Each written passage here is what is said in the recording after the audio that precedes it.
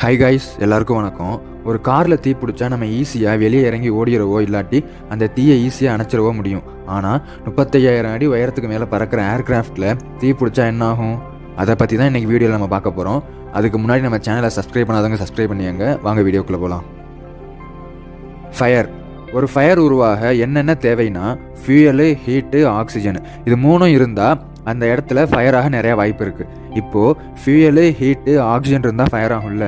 ஏர்கிராஃப்டில் ஃபியூயல்னா ஏர்கிராஃப்டோட ஃப்ளூயிட்ஸான fuel, oil, hydraulics இதை சொல்லலாம். அப்புறம் ஏர்கிராஃப்டில் ஹீட்னா இன்ஜினால் உருவாகிற ஹீட்டு, அப்புறம் பேசஞ்சர் யூஸ் பண்ணுற ஃபோனு, லேப்டாப்பு, பவர் பேங்க்கு, இதெல்லாம் ஹீட் ஜெனரேஷன் டிவைசஸில் வரும். அப்புறம் தீ உருவாக தேவைப்படுற O2 காற்றுல நிறையா இருக்கும்.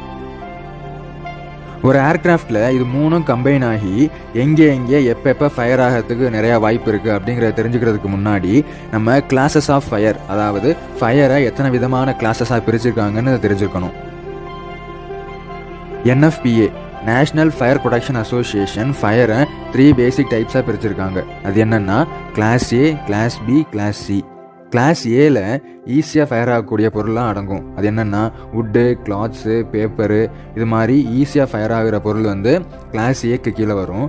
இந்த கிளாஸ் ஏ பொருள் ஏர்கிராஃப்டில் எங்கே யூஸ் ஆகும். எக்ஸாம்பிள்ஸ் பார்த்தோம்னா சீட்டில் இருக்க குஷன் ஈஸியாக தீ பற்றிக்கும். அது மாதிரி ஃப்ளைட்டில் யூஸ் பண்ணுற டிஷ்யூ பேப்பர் எல்லாம் ஈஸியாக தீ பற்றிக்கும். இதனால் இது எல்லாமே கிளாஸ் ஏ ஃபயருக்கு கீழே வரும். கிளாஸ் பியில் ஃப்ளேமபிள் பெட்ரோலியம் ப்ராடக்ட்ஸ் அடங்கும். அதாவது கிரீஸு, பெயிண்ட்டு, ஃபியூயலு, இது எல்லாமே கிளாஸ் பியில் வரும். இந்த கிளாஸ் பி ஏர்கிராஃப்டில் எங்கெங்கே இருக்குன்னா உங்களுக்கே தெரிஞ்சிருக்கும். இந்த ஏர்கிராஃப்டில் யூஸ் பண்ணுற ஃப்ளூயிட்ஸான ஹைட்ராலிக் ஃப்ளூயிடு, பெட்ரோலு, ஆயிலு, இது எல்லாமே தீ பிடிச்சிச்சுன்னா அது கிளாஸ் பிக்கு கீழே வரும். அடுத்து கிளாஸ் சி. கிளாஸ் சியில் எலக்ட்ரிக்கல் ஃபயரிங் வரும். அதாவது ஷார்ட் சர்க்யூட்டிங் மூலியமாக வர ஃபயர் இந்த கிளாஸ் சியில் அடங்கும்.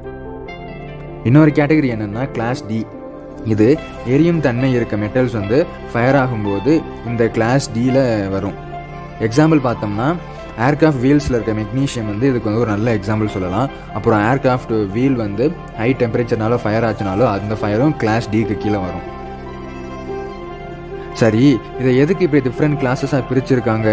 ஒரு கிளாஸில் இருக்க ஃபயர்ஸுக்கும் நம்ம ஒரு விதமான டைப்ஸ் ஆஃப் ஃபயர் எக்ஸ்டிங்யூஷரை யூஸ் பண்ணி தான் அந்த ஃபயரை அணைக்க முடியும். நம்ம வேறு ஏதாச்சும் ஃபயர் எக்ஸ்டிங்யூஷர் யூஸ் பண்ணி அந்த டிஃப்ரெண்ட் டைப் ஆஃப் தீயை அணைச்சோம்னா எரியிற நெருப்பில் எண்ணெயை ஊற்றுற மாதிரி தான். சரி, அது என்ன different types of fire extinguisher இருக்குது?